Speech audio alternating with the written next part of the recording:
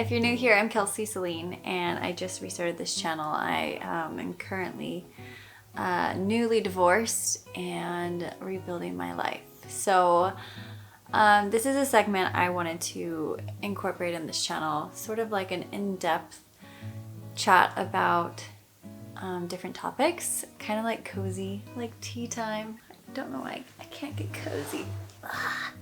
Since I announced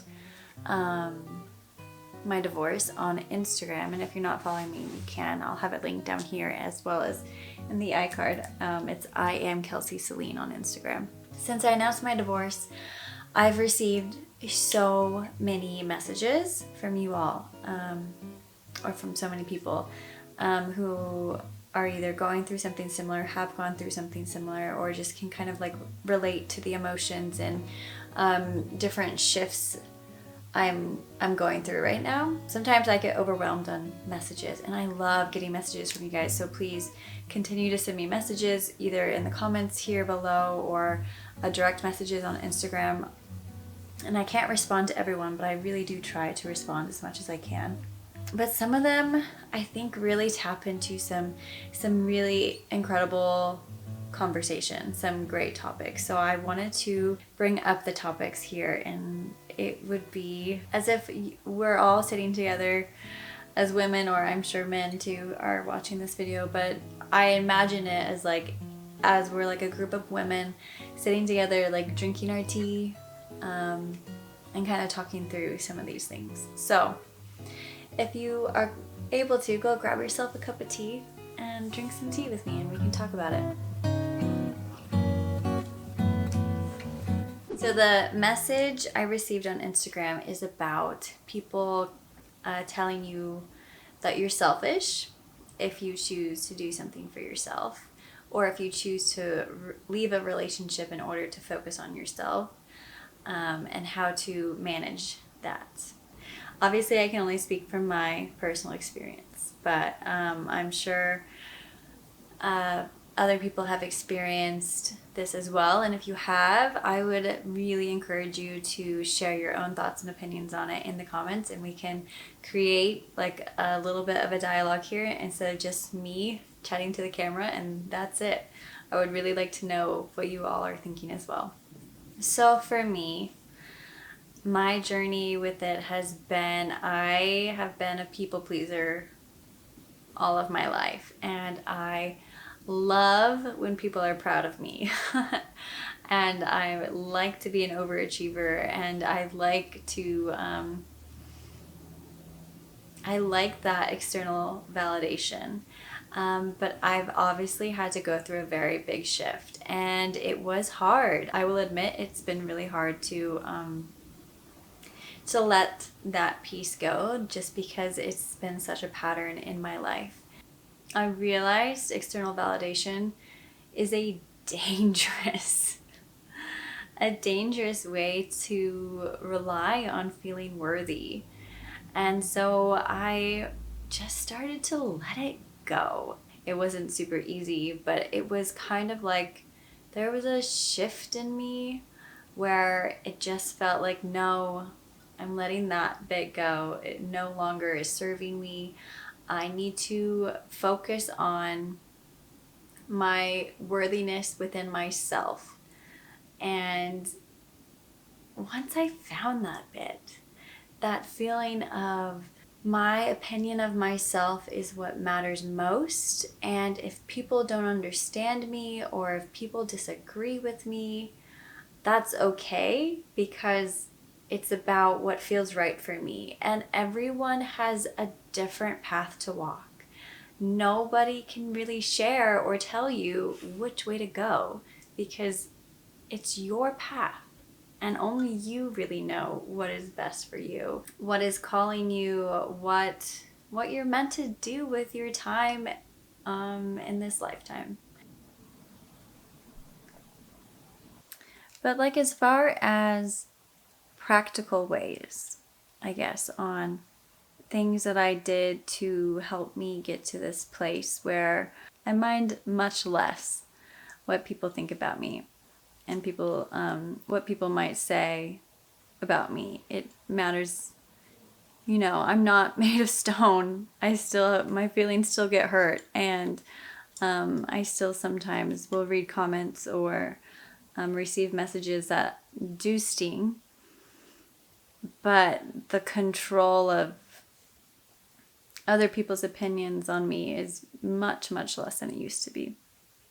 But how did I get here? Through necessity. Basically, that one's probably not helpful, but there was just like a breaking point where I had to choose to start walking a different path. Journaling. I did a lot of journaling where, you can pour out your heart onto paper, and it's so healing, and it really helps you to process, and maybe through that process of like switching from external validation to internal validation and finding your self-worth and not caring so much about what other people think about you. I feel like there's a process of when you start to choose to react differently to things, and people might say something that hurts you and you feel the hurt, but you don't change your course. Journaling can be a really helpful tool for that. Meditation, super helpful. I've been doing Joe Dispenza's meditations, and just kind of like really tapping into what feels like the highest version of myself, and really filling myself with elevated emotions like joy and gratitude, excitement, and just like really filling myself up with that, especially during times when I'm feeling low, to shift my energy from like this low, struggling place to like elevated emotions, can really help just like put things into perspective, or like to see the future that you envision for yourself, or what it is you're looking to find out for yourself, to see that and to feel what that would feel like, to step into that through meditation in the present moment, can really help put the hard moments that might be happening right then into perspective of like, well, but this is where I'm going. I might not feel great right now, but I know this is still where I need to go. Another thing that's really important is finding your people. Like, your vibe attracts your tribe. So if you're constantly trying to be a version of yourself that doesn't really feel like you in order to make other people happy, the people around you are not really your people. And once you can start to really be yourself, and I'm still in this process, but once you can start to really be yourself, the people who are drawn to you and the people who want to spend time with you and who support you and they get you, those are your people. And they are, not that you need this because internal validation is most important, but those people are going to give you the external validation and the support to just keep showing up as your real self. They're going to encourage you to do the things that you need to do. They're not going to call you selfish. They're going to cheer you on. If you're never actually yourself and you're just trying to fill roles for other people, you're never going to find those people.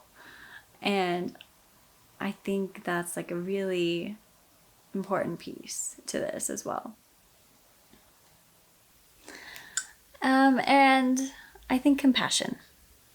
Compassion for yourself, because it's never fun to be told that you're selfish or you're doing things wrong, you're walking the wrong path. And I think especially as a mother, the mom guilt that comes with people telling you like you're harming your kids, or this is not your time, it's their time. It's hard. It's hard to hear things like that. But compassion for yourself and compassion for the people who might be saying these hurtful things, because I actually think it's more of a reflection on them, and Maybe there's parts of themselves that they ignored or they buried, and they didn't chase after certain dreams or something because they believed it would be selfish to do so. And so maybe there's parts of them that are still calling out to them, or maybe they feel like it's too late for them.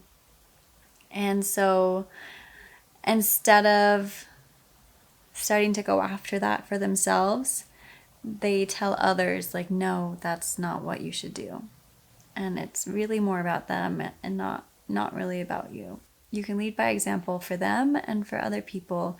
That the greatest gift I really think you can give the world is by just showing up and being your true self and living life with gratitude and love for everyone and compassion, and showing that life really is what you decide to create it to be. And what an amazing opportunity that is. And of course, just a caveat here, of course we all have responsibilities, right? I'm not saying just do whatever you want, whenever you want. That's not what I'm saying.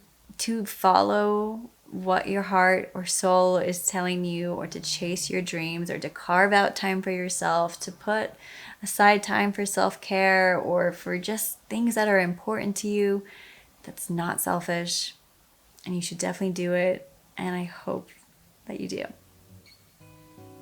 So,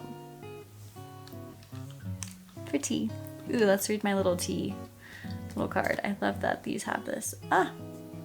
The message on my little tea says, live by your inner knowledge and strength. Okay, I'll see you guys next week. Thanks for watching.